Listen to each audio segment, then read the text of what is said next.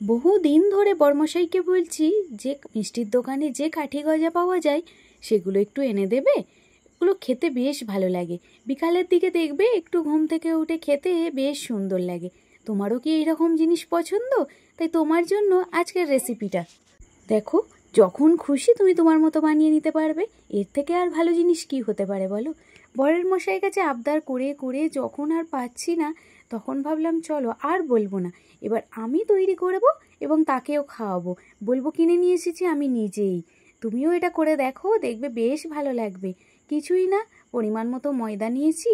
তুমি তোমার ইচ্ছে মতো ময়দাটা নেবে। আমি এখানে 3 কাপ ময়দা, সঙ্গে 1 চামচ ঘি, একটু সামান্য নুন আর দিয়ে দিলাম কালো জিরে।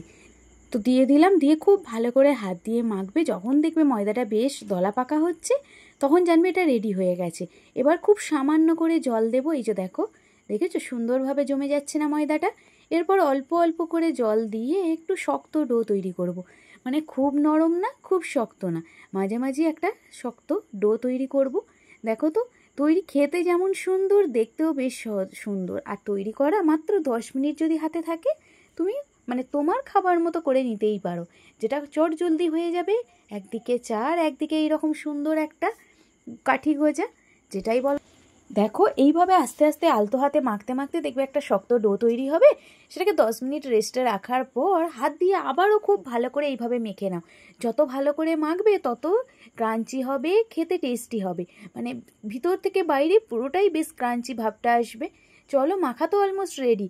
এবার দুটো লেচি কেটে জাস্ট এইভাবে পাতলা করে বেলে নাও। যতটা সম্ভব পাতলা করে বেলে নেওয়া যায় ততটা পাতলা করে বেলে নেবে, যাতে খেতে বেশ ভালো হয় আর প্রত্যেকটা লেয়ার বোঝা যায়। আর এই যে উপর থেকে একটু তেল দিয়ে দাও, আর তার উপরে একটু ছড়িয়ে দাও ময়দা, খুব সামান্য পরিমাণে। তোমরা চাইলে আগে থেকে একটা ব্যাটার রেডি করে নিতে পারো ময়দা আর সাদা তেল দিয়ে, যাতে দেখবে প্রত্যেকটা লেয়ার কিন্তু খুব ভালোভাবে বোঝা যাবে। দিয়ে জাস্ট এইভাবে চেপে চেপে একটু রোল করো। খুব ভালো করে একটু চেপে ধরে ধরে রোলটা করবে। দেখেছো কতটা সুন্দর হচ্ছে? আর কোনো কাজ নেই, কাজ শেষ। এবার একটা ছুরি নাও, জাস্ট পছন্দ মতো পিস করে নাও। যত খুশি, মানে মনে যত রাগ আছে হাজব্যান্ডের উপর, রাগটা সব এর মধ্যে দিয়ে মিটিয়ে নাও। নইলে পরে হাজব্যান্ডকেই কথা শোনাতে হবে, তখন নিজেরও ভালো লাগবে না। তাই বলে নিলাম। এইভাবে প্রত্যেকটা আমি করে নিচ্ছি। দেখো, ওপর থেকে একটু ময়দা ছিটিয়ে, মানে তেল, প্রথম তেল ব্রাশ করে ওপর থেকে একটু ময়দা ছিটিয়ে রোল করে নিলাম। নিয়ে একটা ছুরি দিয়ে জাস্ট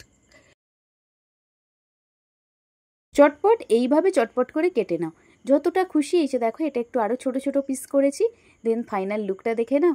দেখতে দেখেছো কালো জিরেগুলো যখন মুখের মধ্যে রাখবে, আর তার সঙ্গে মিষ্টি স্বাদ জাস্ট জমে যাবে। হ্যাঁ, যদি মিষ্টি খেতে পছন্দ করো, আর না পছন্দ করো তো কিছু বলার নেই। তো চলো, কড়াই গরম তেলের মধ্যে জাস্ট দিয়ে দাও। এইভাবে দিয়ে একটু নাড়াচাড়া করে একটু গোল্ডেন ব্রাউন কালার করে ফ্রাই করে নাও। একটু ক্রাঞ্চি করে ফ্রাই করবে, তাতে কিন্তু বেশি ক্রাঞ্চি ভাবটা হবে। মানে যতটা ব্রাউন কালার করে করবে তত বেশি ক্রাঞ্চি হবে। দেখো তো, আস্তে আস্তে এইভাবে লো ফ্লেমে করবে, নইলে উপরটা ক্রিস্পি হয়ে যাবে, ভিতরটা ভালো হবে না।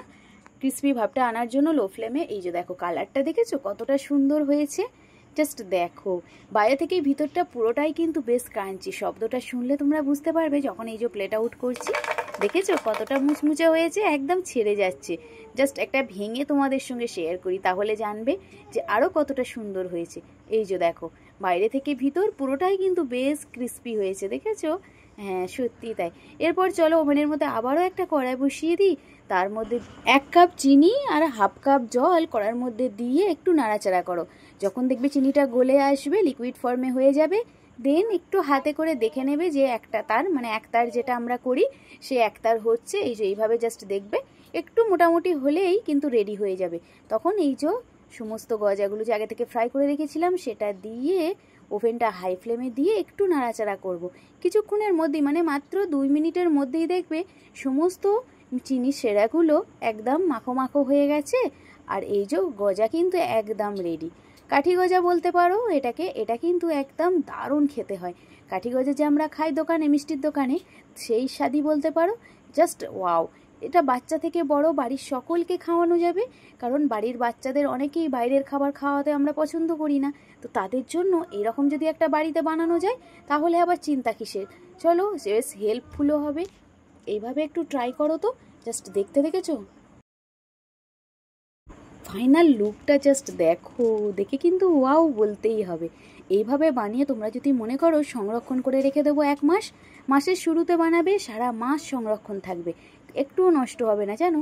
জাস্ট খালি একটা কাঁচের কন্টেনারে রেখে দাও, দেখবে দারুণভাবে রয়ে যাবে। আর বড়মশাইকে যখন দেখালাম সে বলল, ওফ আমি তো আনতেই ভুলে গেছি, তুমি বানিয়ে ফেলেছো? না না, আমি কিনে নিয়ে এসেছি। সে তো বুঝতেই পারলো না খেয়ে এটা কেনা নাকি দোকান থেকে মানে কিনে নিয়ে আসে নাকি বাড়িতে বানানো, সে একদমই টের পায়নি। বাট পরে কিন্তু তাকে জানানো হয়েছে। আর এই যে দেখো ফাইনাল লুকটা দেখো। এরপর একটা কাঁচের জারের মধ্যে আমি এটাকে সংরক্ষণ করে রেখে দেব, যাতে সারা মাস আমার বিকালটা কেটে যায়, মানে আর কোনো দিনও চিন্তা করতে না হয় যে আমি একটু কিভাবে খাবো, কে এনে দেবে আমাকে কিনে। আর না, এবার আমি নিজেই বাড়িতে বানাবো, নিজেই কিন্তু এইভাবে সংরক্ষণ করে রেখে দেব, নিজেই সংরক্ষণ করে রাখবো, নিজে খাবো, বাড়ির সকলকে খাওয়াবো, মানে আমিও খুশি, বাড়ির সকলেই খুশি। দারুণ ব্যাপার। আর ছেলে তো বেশ পছন্দ করে, একটা যদি তাকে দিয়ে দিই তাকে আর কিছু বলতে হয় না, সে এটা নিয়েই ব্যস্ত থাকে। তো আমি এইভাবে ট্রাই করলাম, তুমিও ট্রাই করে আমাকে কমেন্টে জানাবে। আর বর্মশাইয়ের কাছে বায়না করো না, এবার নিজেই বানিয়ে নাও না দারুণ স্বাদের এই সুন্দর গজাগুলো। যদি মিষ্টি খেতে পছন্দ করো, আর যদি বলো না আমার ভালো লাগে না, তাহলে অবশ্যই বলবো ট্রাই করো না, তোমার ভালো লাগবে না। আর হ্যাঁ, যদি করে ভালো লাগে অবশ্যই কমেন্টে জানাবে, আর আমার পাশে থাকবে। Tata, bye, take care.